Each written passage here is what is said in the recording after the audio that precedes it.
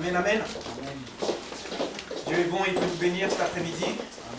Qu'on soit sensible à sa parole et qu'on puisse être ouvert. Seigneur, notre Dieu, notre Père, nous voulons te louer et te rendre grâce pour ta bonté, ta fidélité, ton amour, ta puissance, ta présence, Seigneur, dans nos vies. Ô Père éternel, merci pour ta parole qui est la vérité, ta parole qui est vivante, ta parole qui est puissante, ta parole qui ne revient pas à toi sans effet, sans avoir accompli, Seigneur, les plans et les projets que tu as formés sur chacun de nous, Seigneur. Ta parole dit que c'est des plans de paix et non de malheur, Seigneur, afin de nous donner un avenir et une espérance, Seigneur. Oh, cet après-midi, Seigneur, nous voulons, Seigneur, rentrer dans ta présence et sonder les profondeurs de ta parole, Seigneur. Oh, Saint-Esprit, merveilleux Saint-Esprit, toi qui es notre guide, toi qui es notre professeur, toi qui es notre maître, toi qui as la première place dans ce lieu, Saint-Esprit. Oh, Saint-Esprit, utilise-moi, Saint-Esprit, que je sois un canal, Seigneur, pour que tu puisses toucher tes enfants, Seigneur. Oh, merci, Seigneur, parce que je suis ton instrument, Seigneur. Oh, sois libre d'agir comme tu le veux, Saint-Esprit. Oh, merci, Seigneur, pour le Saint-Esprit que tu nous as envoyé, Seigneur, le consolateur, celui qui nous guide, celui qui nous rappelle tout ce que tu as dit, tout ce que tu as fait, Seigneur. Nous te bénissons et nous te louons, à toi soit la gloire. Dans le nom de Jésus, Amen, Amen. Amen. Amen. Amen. La semaine dernière, j'ai parlé de l'autorité du chrétien. Et je devais faire la suite ce dimanche. Mais Dieu m'a mis à cœur de partager autre chose avec vous. C'est l'appel de Dieu. Quand Dieu t'appelle, ne néglige pas cet appel. C'est important. Dieu nous appelle toujours pour accomplir ses plans. Amen. Amen. Et donc, cet après-midi, nous allons voir dans la parole de Dieu plusieurs histoires dans lesquelles où Dieu a appelé un homme ou une femme pour accomplir son destin, pour accomplir ses plans.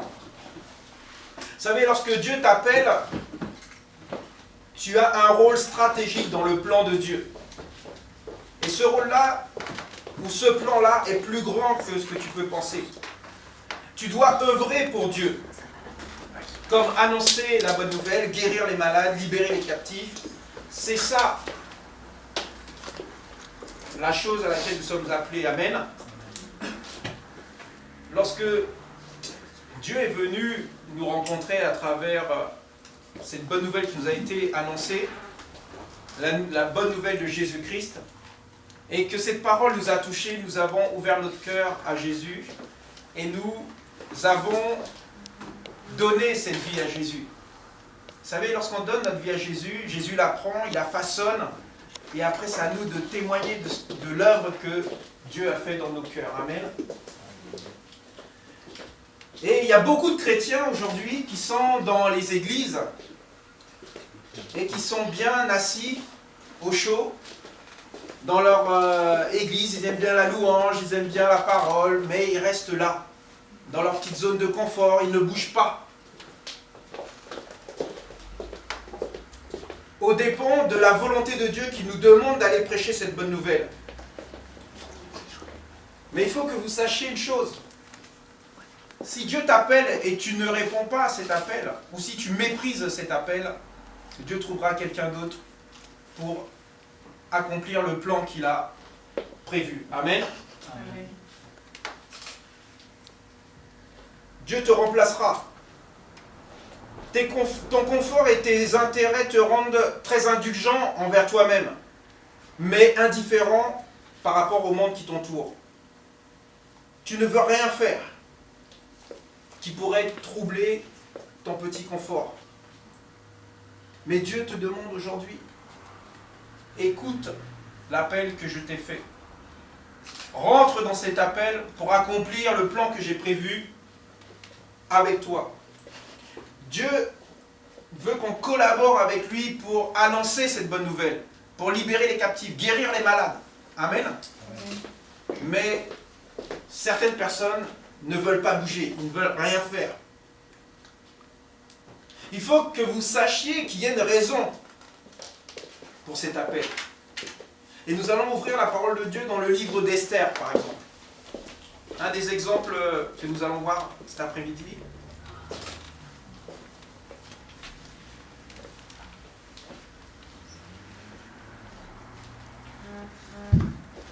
C'est le livre d'Esther.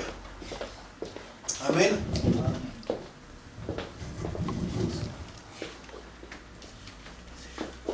Au chapitre 4. Si vous connaissez l'histoire d'Esther,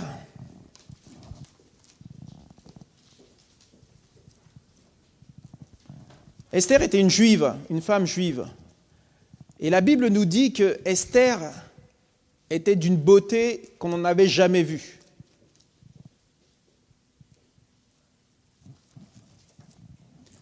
Et à cette époque où vivait Esther, il y avait un roi qui contrôlait à peu près une centaine de provinces.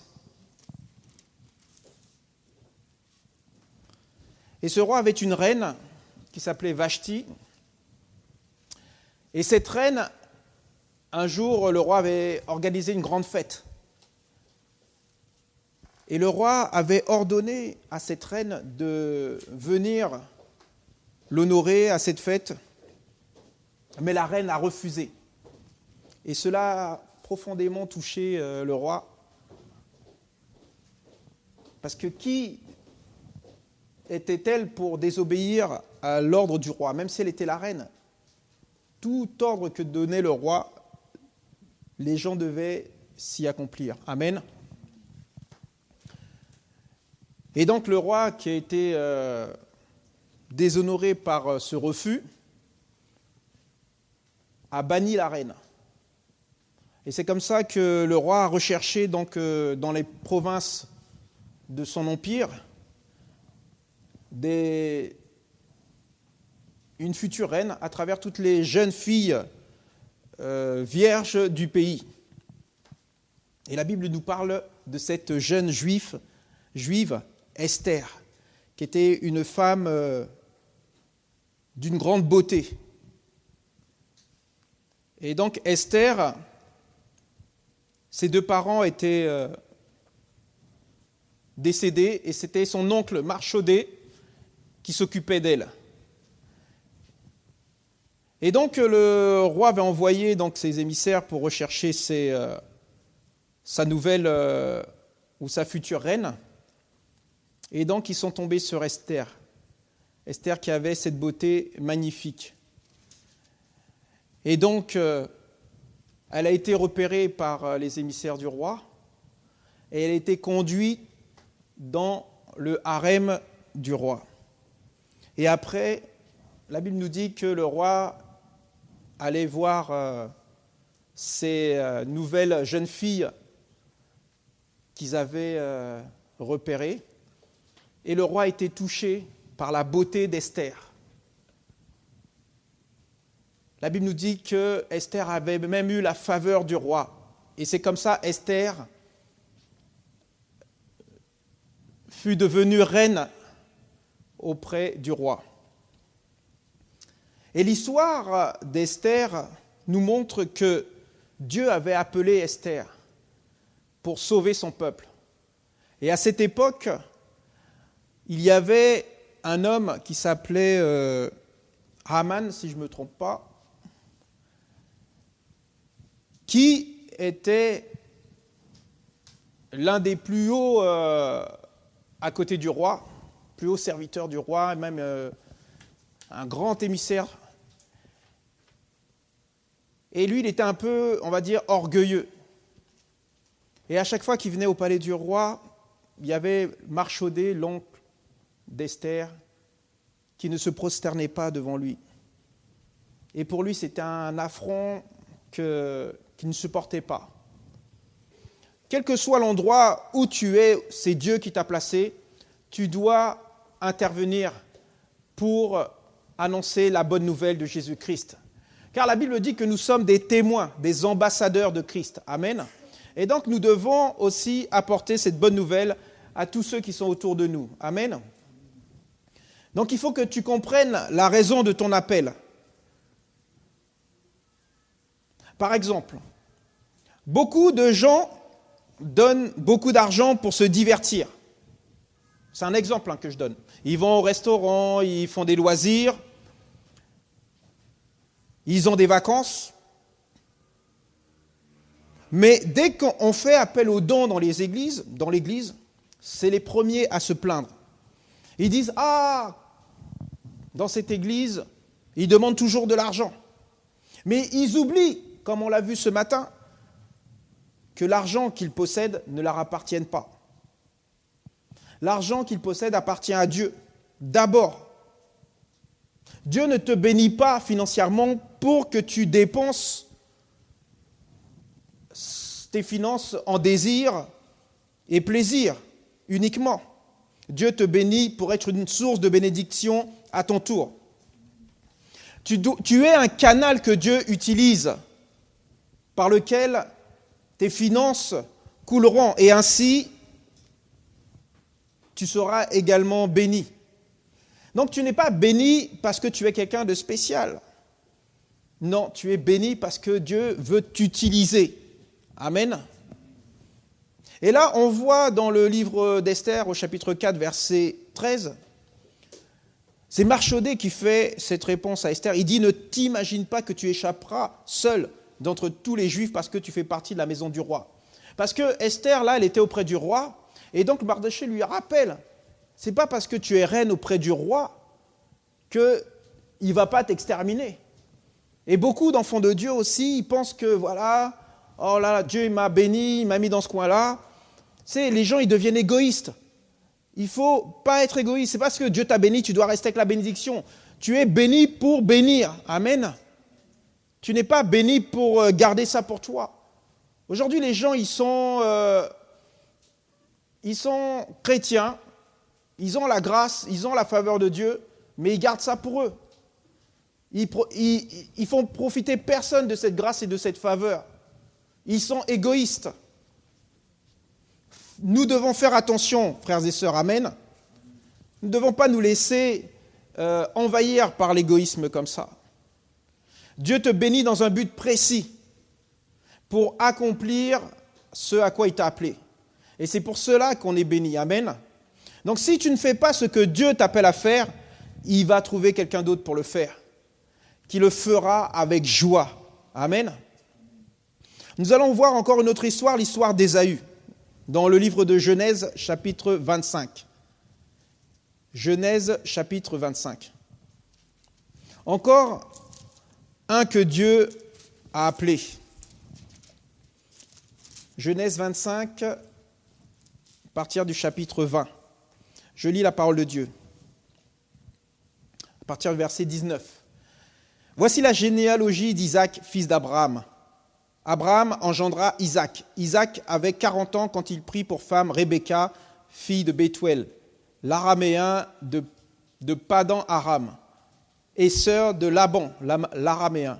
Isaac intercéda auprès de Dieu en faveur de sa femme, car elle était stérile. Et le Seigneur se laissa fléchir. Rebecca, sa femme, fut enceinte. Les enfants se heurtaient en elle. Et elle dit, « Pourquoi cela m'arrive-t-il » Elle alla consulter Dieu, et Dieu lui dit, « 2 nations sont dans ton ventre. 2 peuples se sépareront au sortir de ton sein. Un de ces peuples sera plus fort que l'autre, et le grand servira le petit. » Et au terme de sa grossesse, il apparut qu'elle avait des jumeaux dans son ventre. Le premier sortit entièrement roux, comme un manteau de poil, et on l'appela du nom d'Ésaü, ce qui veut dire poilu. Après quoi sortit son frère, dans la main tenait le talon d'Ésaü, et on l'appela du nom de Jacob. Il talonne. Isaac avait 60 ans lorsqu'ils naquirent. Les 2 garçons grandirent. Ésaü devint un habile chasseur, un homme de la campagne. Mais Jacob était un homme tranquille, qui restait sous les tentes. Isaac aimait Ésaü parce qu'il appréciait le gibier. Rebecca, elle, aimait Jacob. Un jour, Jacob faisait cuire une soupe. Ésaü revint de la campagne épuisé. Ésaü dit à Jacob, « Laisse-moi, je te prie, manger de ce potage roux. » « Oui, ce potage roux, car je suis épuisé. » C'est pourquoi on l'a appelé du nom d'Édom, ce qui veut dire roue. Jacob dit, « Vends-moi d'abord ton droit d'aînesse. » Ésaü répondit, « Je suis sur le point de mourir. À quoi me sert ce droit d'aînesse ?» Alors Jacob dit, « Jure-le-moi d'abord. » Et Ésaü le lui jura. Ainsi il vendit son droit d'aînesse à Jacob. Alors Jacob donna à Ésaü du pain et de la soupe de lentilles, et il mangea et but, puis il se leva et s'en alla. Ainsi Ésaü méprisa le droit d'aînesse. Amen. Là, vous ne vous rendez pas compte de cette histoire, moi que je trouve ça tragique, hallucinante. Ésaü devait hériter de son père, car c'était le premier-né, mais pour un plat de lentilles, il méprisa son droit d'aînesse.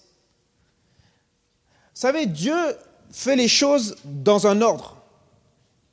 Et lorsque les gens méprisent ce que Dieu prévoit, ça veut dire qu'ils n'ont pas de respect pour Dieu, ils n'ont pas de crainte de Dieu. Alors la Bible nous dit que Dieu ignora Ésaü à cause de son mépris, et c'est Jacob qui hérita à sa place. Dieu t'appelle pour quelque chose. Si tu ne fais pas la chose, Dieu va toujours trouver quelqu'un pour te remplacer. Et c'est toi le grand perdant. Dieu veut te bénir. Si Dieu t'appelle, c'est parce qu'il a quelque chose de prévu pour toi. La Bible dit, Dieu connaît les plans et les projets qu'il a formés sur toi. Si tu obéis, comme disait Pasteur ce matin, la Bible dit que si tu veux obéir à Dieu et écouter ce qu'il va te dire, tu auras le meilleur de ce pays. Tu mangeras les meilleures productions de ce pays. Dieu ne demande qu'une chose, c'est notre obéissance. Et lorsque tu obéis à Dieu, tu ne peux pas savoir comment les bénédictions se répandent sur toi. Encore un autre homme que nous allons voir dans la Bible, c'est dans le premier livre de Samuel, au chapitre 2, à partir du verset 12. 1 Samuel 2, 12.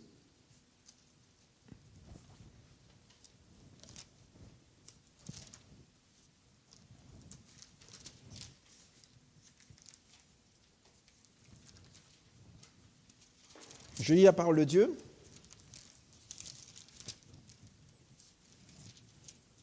La Bible dit que les fils d'Élie étaient des hommes sans morale.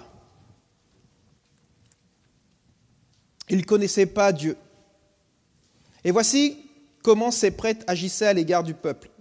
Parce que ce qu'il faut savoir, c'est que Élie était un prophète, et donc il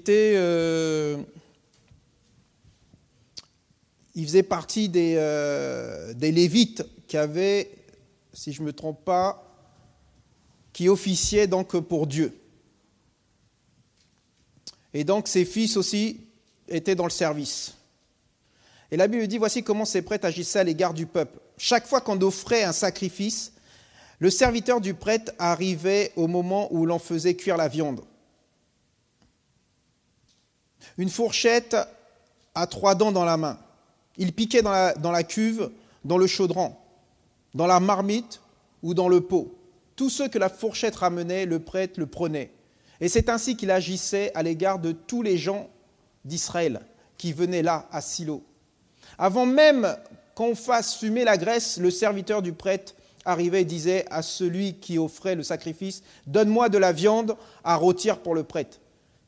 Il n'acceptera pas de toi de la viande cuite, mais seulement de la viande crue. » Et si l'homme lui disait qu'on fasse d'abord fumer la graisse, ensuite tu prendras ce que tu désires, le serviteur répondait, « Non, donne-le tout de suite, sinon je le prends de force. » Le péché de ces jeunes gens était très grand devant Dieu, car ils bafouaient l'offrande du Seigneur.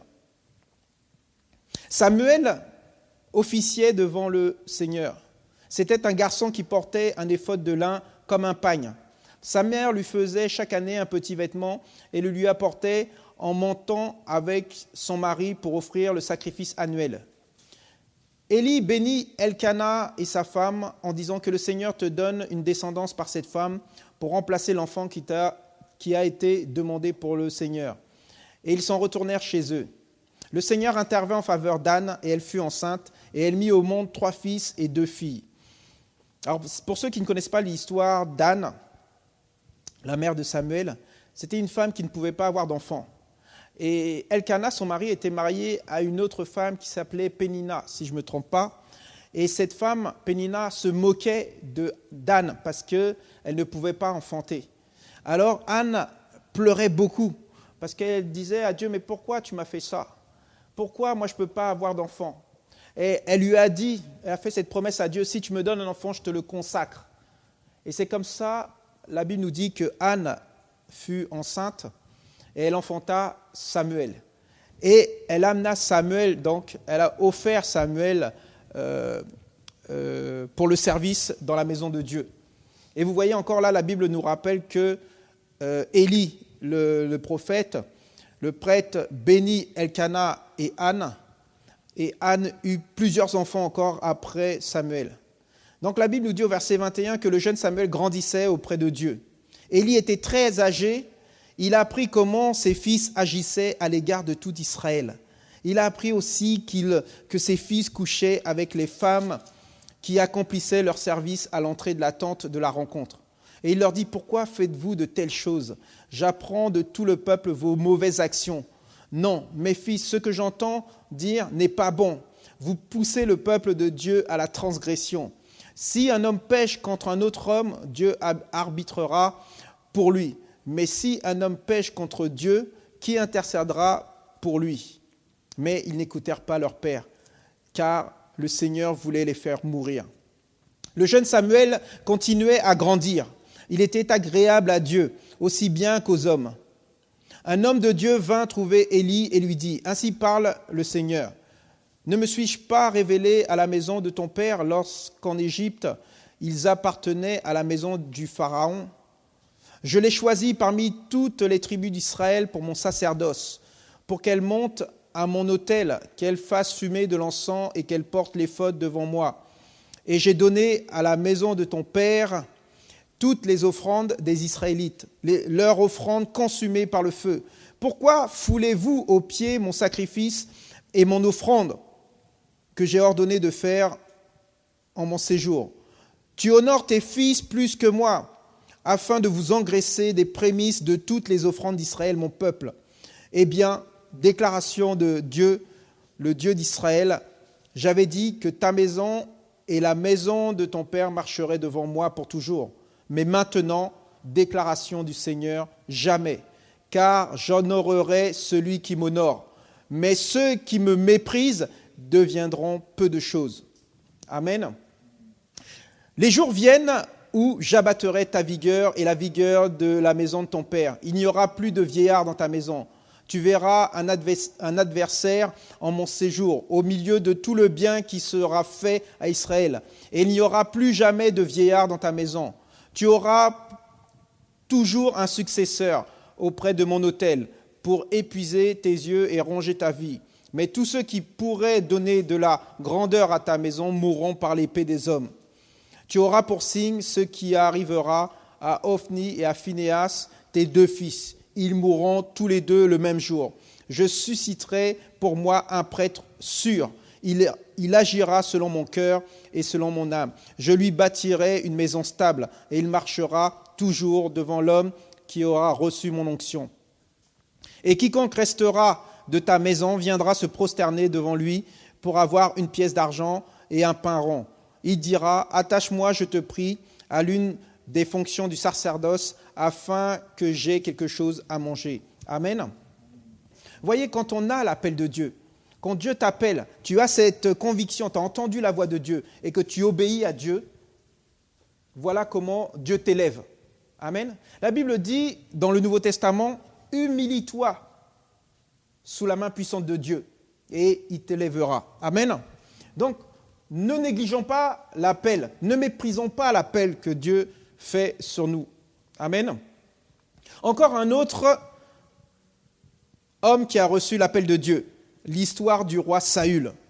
1 Samuel 16, à partir du verset 1. La Bible dit que Dieu dit à Samuel, « Jusqu'à quand pleureras-tu sur Saül, Moi, je l'ai rejeté, et il ne sera plus roi sur Israël. Saül avait désobéi à Dieu. Saül a été appelé par Dieu. C'était un roi, un grand roi que Dieu avait béni. Lorsque Dieu t'appelle, il te bénit. Mais il faut obéir. Et là, le roi Saül n'a pas obéi à Dieu. Et donc, voilà ce qu'il dit. Moi, je l'ai rejeté, il ne sera plus roi sur Israël. Remplis ta corne d'huile et va. Je t'envoie chez Jessé, le Bethléemite, car j'ai vu mon roi parmi ses fils. Samuel dit, comment irai-je? Saül l'apprendra et il me tuera. Le Seigneur dit, tu emmèneras avec toi une génisse et tu diras, je viens offrir un sacrifice à Dieu. Tu inviteras Jessé au sacrifice. Je te ferai savoir moi-même ce que tu dois faire. Et tu conféreras pour moi l'onction à qui je te dirai. Amen. Donc là, en fait, la suite, c'est David qui rentre au service du roi Saül. Donc la suite de l'histoire dit que le souffle du Seigneur s'éloigna de Saül, tandis qu'un souffle mauvais venant du Seigneur sur le roi le remplissait d'effroi. Les gens de la cour de Saül lui dirent, un mauvais souffle de Dieu te remplit d'effroi. S'il te plaît, parle, notre maître. Nous sommes à ton service. Nous cherchons un homme qui sache jouer de la lyre. Il en jouera quand un mauvais souffle de Dieu sera sur toi et tu iras mieux. Saül leur répondit, trouvez-moi, je vous prie, un homme qui joue bien et amenez-le-moi. L'un des serviteurs dit, j'ai vu un fils de Jessé, le Bethléemite, qui sait jouer. C'est aussi un combattant, un vaillant guerrier. Il parle bien, c'est un bel homme, et le Seigneur est avec lui. Saül envoya des messagers à Jessé pour lui dire, envoie-moi ton fils David qui est avec le troupeau. Jessé prit un âne qu'il chargea de pain, d'une outre de vin et d'un chevreau, et l'envoya à Saül par l'intermédiaire de David son fils. David arriva et se présenta devant Saül. Celui-ci l'aima beaucoup, et il fit de lui son porteur d'armes. Amen. Donc voilà comment aussi le futur roi David fut appelé par Dieu. Amen. On voit que Saül désobéit à Dieu qui plaça David à sa place. Vous voyez, lorsque Dieu nous appelle et qu'on n'obéit pas à l'appel de Dieu, lorsqu'on méprise l'appel de Dieu, Dieu trouvera toujours quelqu'un pour nous remplacer. Amen. Beaucoup d'hommes et de femmes ont été et sont appelés par Dieu pour faire avancer le royaume de Dieu sur terre. Mais beaucoup méprisent cet appel. Dieu trouvera toujours quelqu'un pour faire son œuvre. Les gens ne sont pas prêts à payer le prix pour Dieu. Et on le voit dans les églises. Les gens veulent être serviteurs de Dieu, mais dès qu'il faut faire le service, dès qu'il faut venir dans la maison de Dieu, il n'y a plus personne. Leurs choses, leurs activités passent avant Dieu. Écoutez ce qui s'est passé dans les histoires qu'on a lues. On ne doit pas mépriser. Lorsque Dieu t'appelle, c'est Dieu. Dieu doit passer avant tout. Amen. La Bible dit, cherchez d'abord le royaume de Dieu. Et toutes les choses vous seront données par-dessus. Les gens, ils ne comprennent pas ça. Ils pensent d'abord à eux, au lieu de penser à Dieu qui leur donne tout ce qu'ils ont. Vous savez, la Bible dit, tout ce que nous avons, c'est Dieu qui nous le donne. Même le souffle de vie que tu as, c'est Dieu qui te le donne. L'air que tu respires, c'est Dieu qui te le donne. Le fait que tu sois debout, c'est Dieu qui a mis son souffle en toi. Amen. Donc, néglige pas Dieu. Dieu est là pour te bénir. Amen. Lorsque Dieu t'appelle, il t'équipe. Beaucoup de gens disent, oui, bon, voilà. Et on voit beaucoup dans la Bible. On ne va pas tout lire. Mais quand Dieu a appelé Moïse, Moïse a trouvé combien d'excuses pour dire, oui, mais je ne suis pas capable, je ne peux pas. Si Dieu t'appelle, il te donne la capacité de faire l'œuvre à laquelle il t'a appelé. Amen. Donc ne t'inquiète pas. Tu reçois une onction puissante lorsque tu obéis à Dieu. Et Dieu ne t'abandonne pas, il est toujours avec toi. Et on le voit dans les histoires. Dieu n'abandonne jamais son serviteur. Amen. Dieu met sa main protectrice sur toi. Quel que soit l'endroit où tu vas, tu ne crains rien. Quand tu marches dans la vallée de l'ombre de la mort, la Bible dit, ne crains rien, car Dieu est avec toi. Amen. Tu auras toujours des difficultés, tu auras des épreuves, tu auras des persécutions, mais Dieu sera toujours là, auprès de toi. Il te confirmera ton appel par différents moyens d'expression. Mais oui, regardez, on a vu encore, dans les histoires qu'on a lues, comment Dieu confirme. Dieu a envoyé son prophète et il a oint le roi David. Vous savez, nous devons faire confiance à la parole de Dieu. Il y a tellement de promesses dans la Bible que nous devons saisir, que nous devons nous emparer de toute notre force, de toutes nos forces et avancer par la foi en Dieu. On ne doit pas se soucier du reste, comme je disais. Recherchons d'abord les choses de Dieu. Le reste va suivre. Dieu, comme on a dit ce matin, nous sommes parents, nous sommes pères, nous savons donner des bonnes choses à nos enfants. Hein? Et Dieu ne fera-t-il pas de même pour nous, ses enfants? Les plans de Dieu se réalisent toujours. Que ça soit avec toi ou sans toi, ça va se réaliser. Amen. Donc, aie confiance en Dieu. Car lorsque tu t'abandonnes à l'appel de Dieu, lorsque tu abandonnes plutôt l'appel de Dieu, Dieu t'abandonne. Et comme je disais tout à l'heure, il va trouver quelqu'un d'autre pour le faire son œuvre, sa volonté. Donc toi qui as reçu cet appel, persévère dans cet appel. Même si c'est difficile, même si tu ne te sens pas capable, demande au Seigneur de te fortifier, de t'encourager. Demande au Seigneur de te remplir de son esprit, de sa puissance pour accomplir. Souvent, on dit qu'on est épuisé. La Bible dit, vous qui êtes chargés, fatigués, on l'a entendu encore ce matin, venez à moi, vous qui êtes fatigués, chargés, et je vous donnerai du repos. Dieu va te soulager, il va te porter. Amen. Alors persévère, ne néglige pas cet appel. C'est des bénédictions que tu es en train de perdre, c'est du temps que tu es en train de perdre. Et tu peux même perdre la présence de Dieu à tes côtés. Quelqu'un a écrit « Les plans de Dieu sont comme un train de marchandises que personne ne peut arrêter. Et ceux qui ne le prennent pas en route ou en marche regretteront un jour leur acte, mais ne pourront plus remonter dans le temps. » Amen. Là, on est dans la présence de Dieu, on est dans la maison de Dieu. Mon frère, si Dieu t'a appelé, ma sœur, si Dieu t'a appelé, fais l'œuvre de Dieu. Dieu veut te bénir, Dieu veut bénir son peuple. Si tout le monde fait ce que Dieu lui demande, on va voir les bénédictions, on va voir les promesses de Dieu s'accomplir et les plans de Dieu s'accomplir, que ce soit pour l'Église, parce qu'il veut que son royaume avance sur terre, mais aussi pour la vie de chaque enfant de Dieu, chaque serviteur et servante de Dieu. Amen. Donc tu as été appelé dans un but bien précis. C'est pour faire avancer le royaume de Dieu. N'oublie jamais ça. Tu as été appelé pour faire avancer le royaume de Dieu. Fais confiance en Dieu. Investis-toi dans le service, dans l'appel. Donne tout ce que tu as. Tu le recevras au centuple, la Bible dit. Donc fais confiance au Seigneur et avance. Soyez bénis, prions le Seigneur. Alléluia. Seigneur, nous voulons te louer et te rendre grâce. Parce que la Bible dit que tu as fait de nous des sacrificateurs. Ô Père éternel, que l'on puisse accomplir, Seigneur, cet appel que tu as fait, Seigneur. Oui, Père éternel, merci, Seigneur, pour la vie de toutes les personnes que tu as appelées, Seigneur. Qui puissent saisir ce message, Seigneur.